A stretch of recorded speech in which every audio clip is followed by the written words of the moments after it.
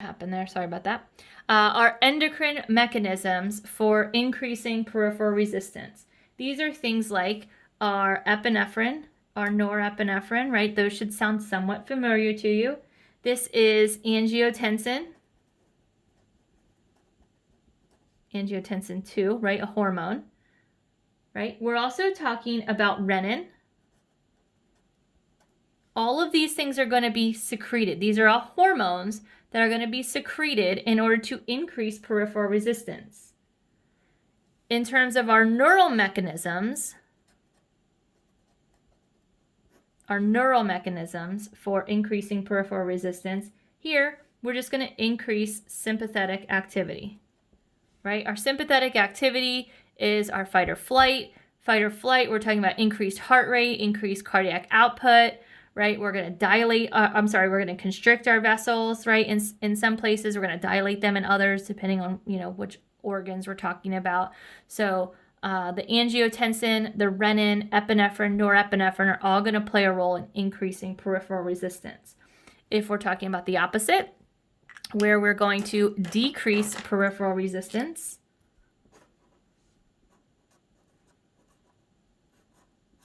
we're going to decrease peripheral resistance again. So when we're thinking decrease peripheral resistance, we should think about relaxing our blood vessels, right? This is going to ultimately lower blood pressure. So what are some mechanisms that are going to work here? Well, again, we have endocrine mechanisms. Endocrine mechanisms such as decreased renin secretion, right? Renin, remember, comes from the kidneys. Renin creates and secretes, is going to rather promote the secretion of EPO so that more red blood cells can be formed. So if we have less red blood cells, less renin equals less red blood cells equals less stuff in the blood, right? Lower viscosity, right? Here, renin equals more EPO equals higher red blood cell count equals higher viscosity equals higher peripheral resistance. So our endocrine system is going to decrease renin in order to decrease our peripheral resistance.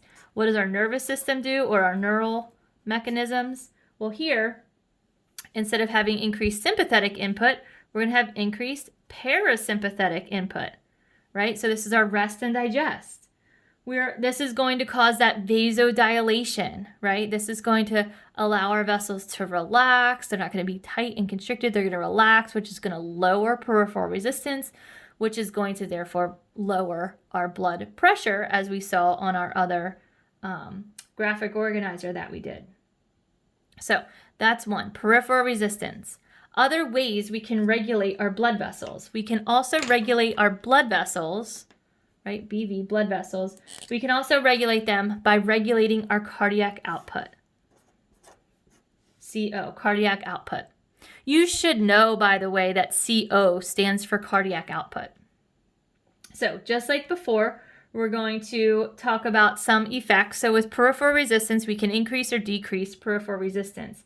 Here, we can talk about increased heart rate, right, and force of contraction.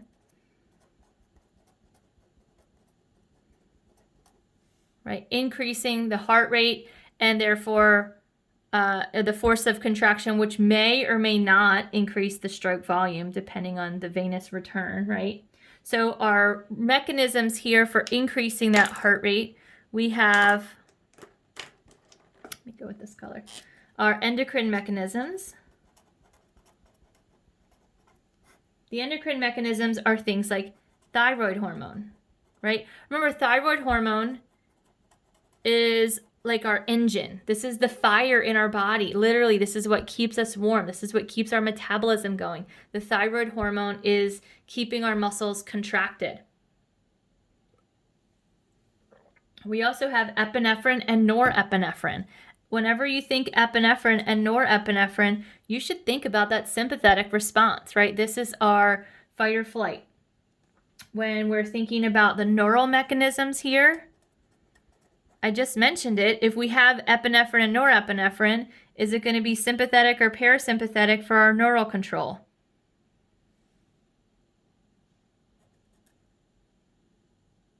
I hope you're saying it along with me, right? It's increased sympathetic output, right? This is increased sympathetic nervous system. This is our fight or flight. If we want to increase our heart rate, we got to increase our sympathetic output, right? And we do that through the releasing of epinephrine and norepinephrine as neurotransmitters.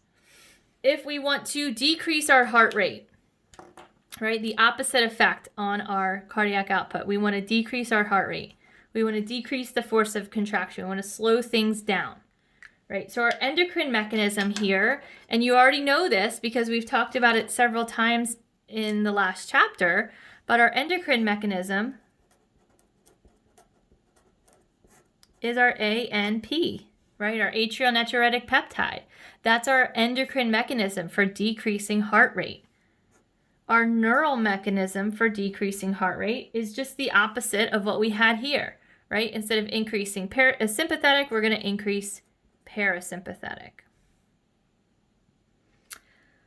The last piece of understanding how our blood vessels are regulated, we had peripheral resistance, we had cardiac output. Do you see the trend here? Factors that affect blood pressure, peripheral resistance, cardiac output. You can probably guess the last one, blood volume. So we're looking at blood volume here. Just because these two graphic organizers are going to end up having similar terms on them, don't get them confused. The first one that we did is kind of a definition and factors that affect blood pressure.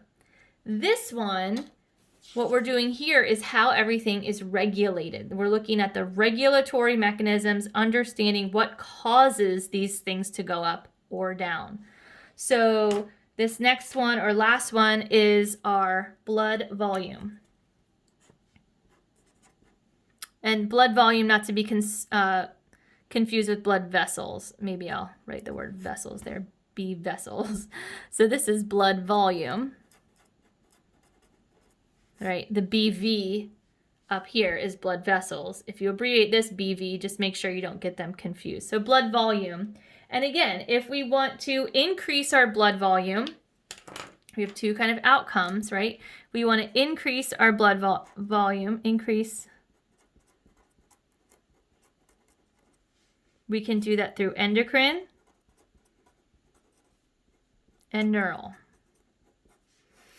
If we want to do, if we're looking at the endocrine mechanisms for increasing blood volume, this should all be a review of chapter, I don't know, 15, maybe 16 from A&P 1, right? Our endocrine mechanisms are angiotensin 2 is what it's called, right? We have ADH, and ADH is bestie, aldosterone. Right, so we have the A team, angiotensin 2, ADH, and aldosterone, all working together to increase our blood volume. And our neural output here there's no influence of neural output over blood volume. So there's none here. Instead, we have these factors influencing our kidneys.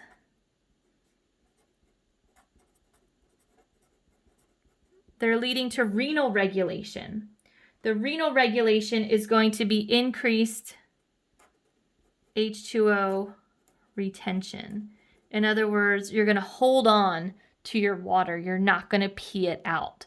And the thing that makes sure you don't pee out your extra water are these right here, ADH and aldosterone. Angiotensin leads to the release of aldosterone, which then leads to ADH. That's that whole renin-angiotensin pathway that may sound familiar from A&P 1.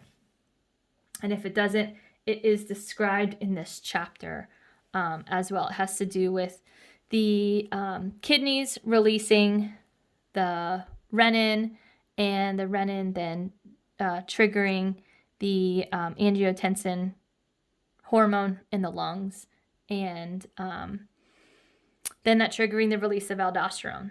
So the last little piece, if we want to decrease our blood volume, there's two ways we do this, right? Again, endocrine, and just like before, there's no neural, but just to be congruent, right? We can add neural here, and we'll just say none. so that you recognize that the brain doesn't really directly regulate blood volume. It's all done through the endocrine system. And it's basically backwards of what we had here. So we do have ANP being our leader here, but ANP is going to work directly on the kidneys, renal regulation. And it's doing the exact opposite of what ADH and aldosterone did. So we're reducing water retention. In other words, you're letting go of water. You're going to pee it all out. And this is what happens when, your pee is very, very clear. If you drink a ton of water, your blood, your body's just like, hey, we got enough. We don't need all this. Go ahead and pee it out.